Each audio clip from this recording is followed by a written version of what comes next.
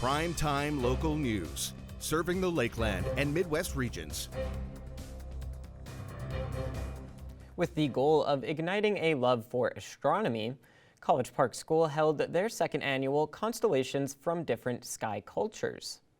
The event drew many people looking to learn more about the deep history of the night sky from multiple different cultural angles. Talking about the different stories about the constellations, the stars that are up in the sky. We're going to look at the Greek and Roman origins of some of the constellations, but we're also going to look at them from a traditional Cree interpretation. The Constellation Night aims to bring more stories forward, showing how the same constellations have a different meaning for different cultures. Part of it is I want people to know about the actual constellations and where the stories come from, but I also want them to be open to looking at the stories of the constellations from multiple sides, not just from the usual Greek and Roman mythology, but also from the First Nations Cree standpoint. The school plans to have constellations from different sky cultures as an annual event. Now we can get our movie fix with our weekly entertainment corner with Ty Roswell.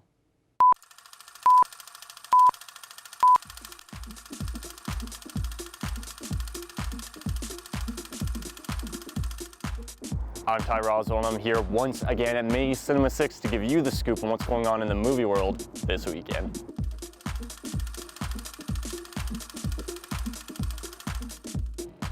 All right, so we are talking about it once again. For its 100th anniversary, Disney has brought us its newest animated film, Wish. In this Pixar animated film, Asha senses a darkness surrounding her kingdom's ruler, King Magnifico. This leads her to ask the stars for help. Soon, an actual star from the sky answers Asha's wish. Together, Asha and her magical star must overcome the evil of King Magnifico to help all the dreams of the people of her kingdom come true. So if you're in the mood to celebrate 100 years with Disney, make sure you check out Wish at May Cinema 6.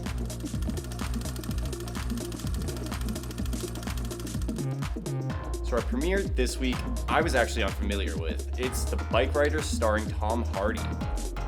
Also starring Austin Butler, a Midwestern motorcycle club begins as a group of outsiders who are united by good times, rumbling bikes, and respect for their strong, sturdy leader. So if you're a Tom Hardy fan and a Sons of Anarchy fan, this movie might be the best of both worlds for you.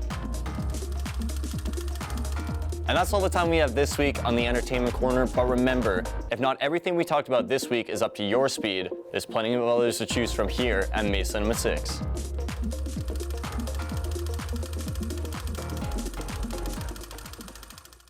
And we'll have more primetime local news after the break.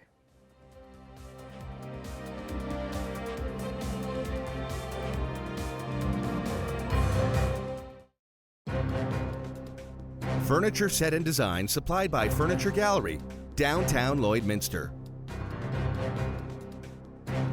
Abby St. John sat down with Nikki Heaton from Border Paws Animal Shelter for tips to keep your pets safe during the holiday and winter season. I'm joined here today by Nikki Hayden from Border Paws Animal Shelter. It's a little bit different. We're not in person or for Pet Project, but thank you so much for joining me. Yeah, thanks for having me on and asking. Of course. Now, the holiday season is fast approaching. We are officially in December. And, when that rolls around, people are setting up for Christmas. They have their Christmas tree up, their lights, their random decorations that they have. For those with pets, that's the main topic, is safety for pets during the holidays when it comes to the decorations, people coming to the house, even going on walks in the cold. Tell me a little bit about with decorations just to start off.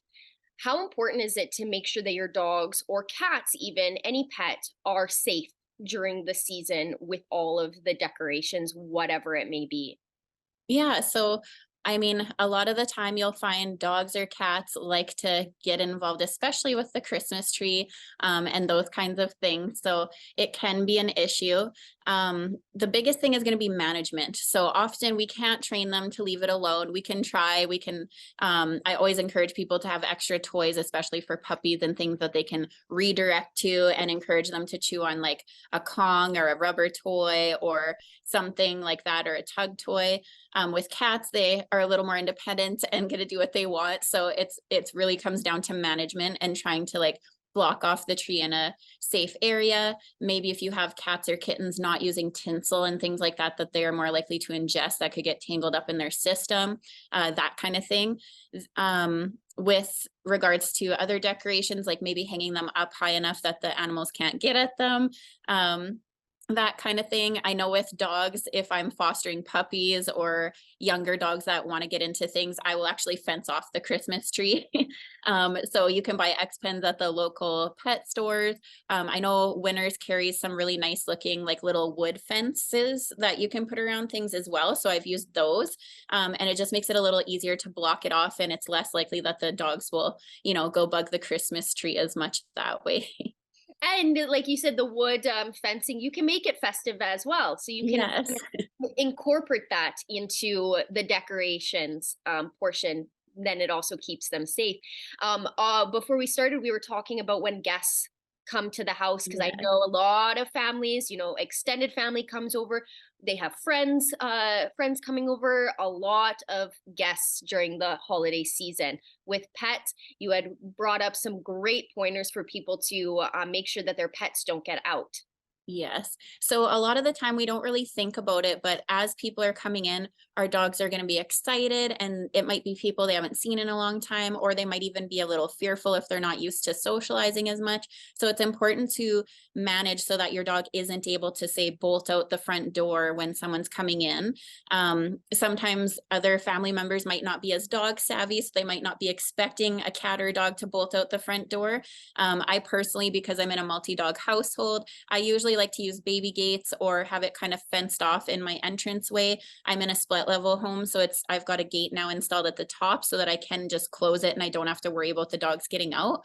And then it makes it a little easier when people, especially like little kids and stuff, are coming in and it takes them a little longer. Then you're not worried about your animals bolting into the street. You can practice training too. I come from a training background, so I always encourage people to practice their dog on leash, waiting at the door until invited out or given a release word to go outside. And then, like I said, the management of using fencing or some kind of gate so that the animals can't get out. Or you might even consider using a kennel or putting your dog outside as someone's coming in if it's nice enough outside, just so that you're not worried about, your dog getting out into the street or something dangerous like that. Yes, for sure. Even just going back on the note about the leash, my family will leash our dogs because they are Yeah. small and they're still very young. We'll leash them on their harness and hold them until they're calmed down enough to approach the person that comes Yeah. in. And it's very effective. It Hmm. takes a while for the dogs to understand how, like, what's happening, but it can be quite effective if you do it like you Yeah. make it consistent, which is And I think good. I think a lot of the time people forget that they can put a leash on the dogs in the house, right? Because we're used to doing it when we go for walks, and it's really effective to be able to stop them, get them to go sit on a bed with the leash on and be calm as guests arrive, and then it's easier to, encourage those good manners from your dog too. Now, from a personal standpoint, when it comes to cleaning the dinner, and in the process, people will give their dogs scraps, just throw them a little bit of turkey here and there. But the cleaning up process, I had a dog, my childhood dog, she ate a turkey string when we were cleaning up, and none of us noticed until a few days later. And luckily, she was fine. She ended up throwing it up so it didn't get entangled in her, which could have been very, very bad. Yeah. So, what are some tips when it comes to cleaning? Because we didn't even have a thought in our head that that's something that could happen. Yeah, definitely. So I personally like to teach my dogs to stay out of the kitchen. So I teach them to go lay on a mat just outside of the kitchen so that they don't have access. Because I do have one dog that is, well, two actually, that are counter surfers. And if I'm not watching, they will try to steal off the counter. So I give them a spot to lay down. If you haven't worked on that with your dog, then again, a baby gate or fencing to keep them out of the kitchen area is helpful too. And then that way you're not worried as you're dishing up or when you're cleaning up, like you said. Then you have that management in place that it'll make it a little easier, and you're not tripping over dogs when you're carrying a turkey to the table or anything like that either. So that's definitely something to consider. And just a little bit of an extension on this, turkey bones. I know Yes. a lot of people will give their dogs bones that aren't like coming straight from the chicken or the turkey, but that's not really a good thing. So can you Mhm. explain why we shouldn't be giving our dogs the turkey leg or the bones that come with Yeah. it to chew on? So it's fine to give them some of the meat as long as your dog doesn't have allergies, obviously. But when it comes to bones, if you've got cooked bones, it's actually can be very brittle. So if the dog bites it, it's going to break into little shards and it can cause problems in their stomach. So usually you want to give raw bones or just visit one of the local pet stores and pick up something special for them for Christmas Day, so that they're getting a treat too, but it's more safe for them. But yeah, cooked bones are definitely not normally recommended unless it's been done in a specific way, which the pet stores would have on hand. So I don't recommend giving them the cooked turkey bones, but you can definitely share some turkey with your dog if you want. And finally, this is more for winter, less so the Mm. holidays. But just for when you take your dogs on walks in the cold, similar to taking them out in the hot summer on the hot concrete, how dangerous can it be if you're walking your dog out in the freezing cold with no really any protectant on them? What should they do when they take their dogs out for a walk during the winter?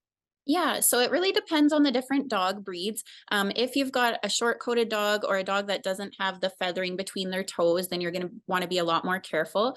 So you can look into buying socks or dog booties if it's really cold out. Right now, we've been really lucky and been blessed. It's been so nice out that we can still be walking and not having to worry too much. But kind of think of it as like your bare feet on the pavement or the cement and how uncomfortable it could be if it was, -20 to -30, and just pay attention to your dog because usually they'll show you they'll be picking up their feet. So maybe keep it to shorter walks or even inside stimulation of like trick training or puzzles and Kongs and things and teaching them new commands inside the house because that mental stimulation can be good exercise for them as well. So look into that kind of stuff. And there's lots of like facilities in town too where you can exercise your dogs and do dock diving and weight pull or go to daycares and stuff too. So if your dog can't handle the cold, there are other options out there. Or if you want to walk them, just make sure that they can handle that cold or look into buying the booties and stuff for them to keep them safe. Awesome. Well, thank you so much for joining me today. I feel like this is a very important topic to talk about, considering Yeah, the amount of definitely. families that do have pets. Mhm. So thank you so much for joining me. You bet. And I guess I should mention too, we're lucky in Lloydminster. We have a ton of pet friendly places, not just pet stores, but places like PV Mart and Canadian Tire, that you can actually take your dogs with you while you shop. So I encourage people to look into that as well, because then when it does get down to those cold temperatures, at least you have that option. That's all we have for news. Sports is next, but first, here's a look at your closing market.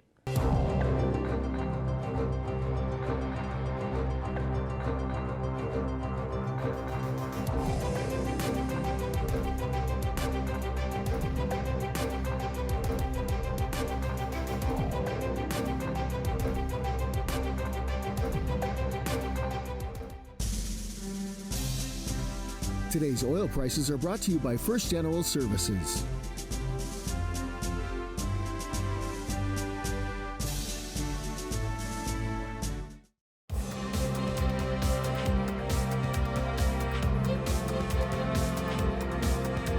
The Lloydminster Curling Club has a full slate of exciting events coming up, including the highly anticipated Aztec Safety Challenge.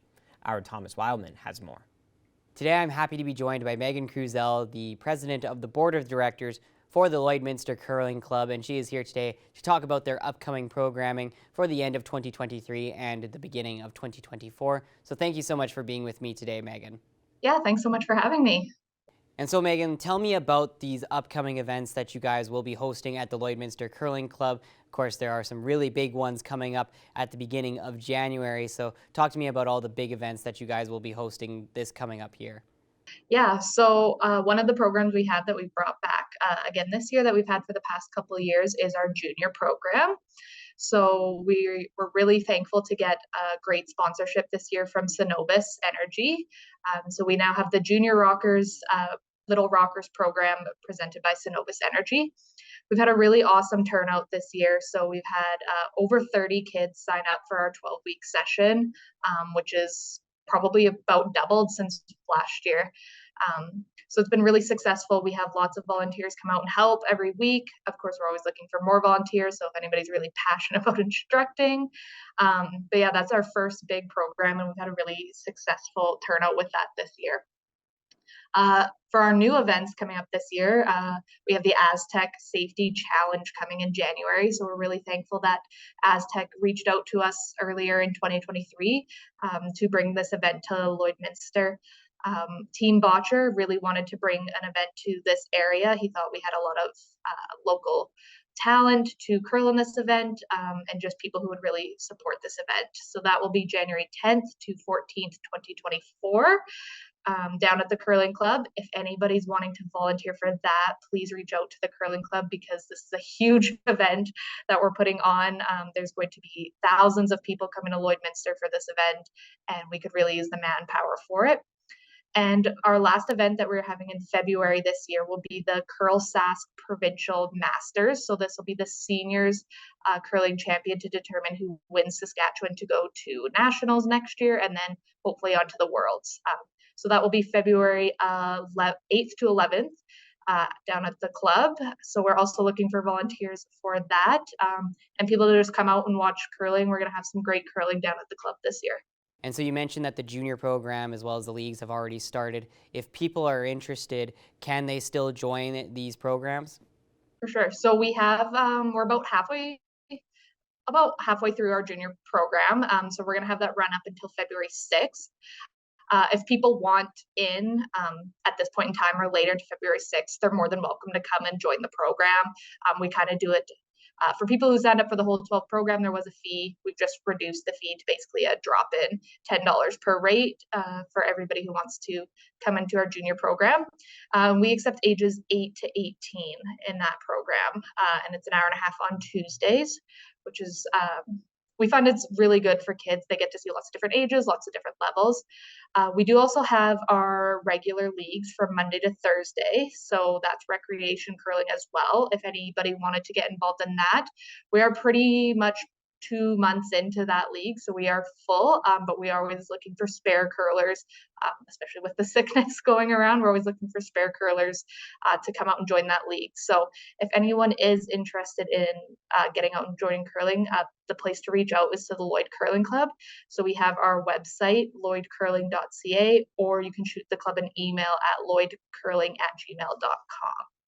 And if people would like more information on anything that's happening at the Lloyd Curling Club, where can they go to find out more? Yeah, we just have a really exciting couple months coming on. There's always stuff going on down at the club. Like I said before, we have our website, lloydcurling.com. Within that website, we do have a club calendar. So anybody is welcome to go on there, check out our club calendar, see what's happening at the club and the times. And yeah, if anyone's interested in hosting an event or volunteering or just getting involved, be sure to reach out. Thank you so much for all the information, Megan. And I know I am very excited, as well as lots of people here in Lloydminster that are very excited for the upcoming curling season. Awesome. Thanks so much for having me. And now an upcoming look at this weekend's community events in this week's edition of What's Happening.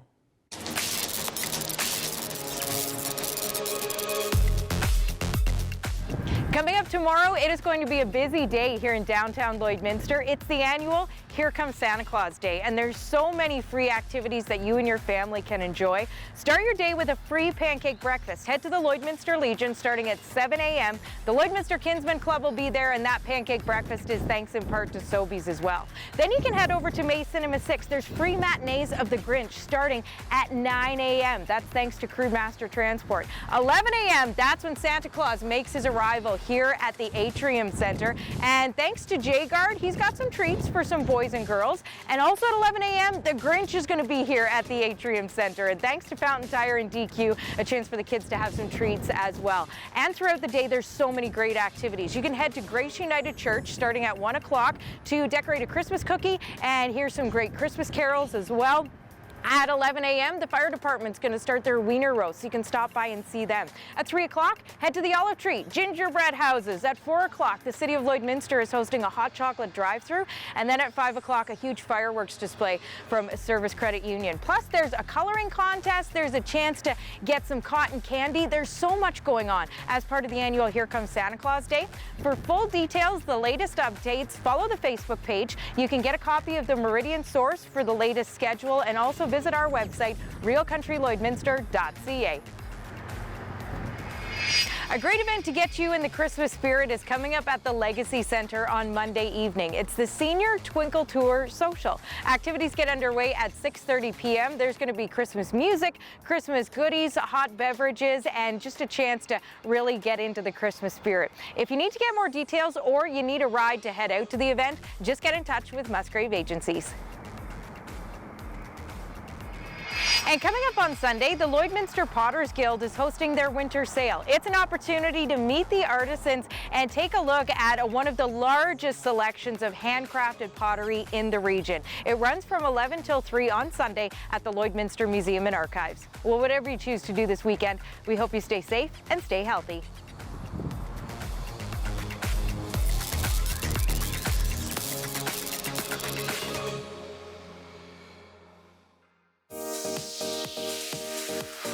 What's Happening is brought to you by Northern Factory Workwear, Circle Drive East, Saskatoon, and Highway 17 South, Lloydminster. Now let's take a look at your agriculture prices.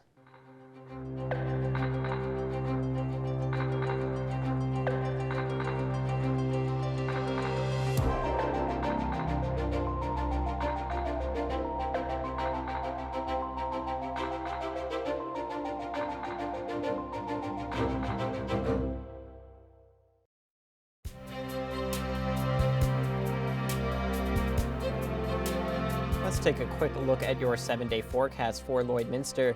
And we are in December, but these temperatures definitely do not look like December weather. Tomorrow we're going to see a high of -3 and some sunny skies with a low of -9. On Sunday, that sunny skies are going to continue with a high of +1 and a low of -5. Monday, seeing those highs skyrocket to a high of +4. We're going to be seeing a high of +6 later in the week on Wednesday as well. That's all the time we have on Primetime Local News. Thanks so much for watching and have a great night.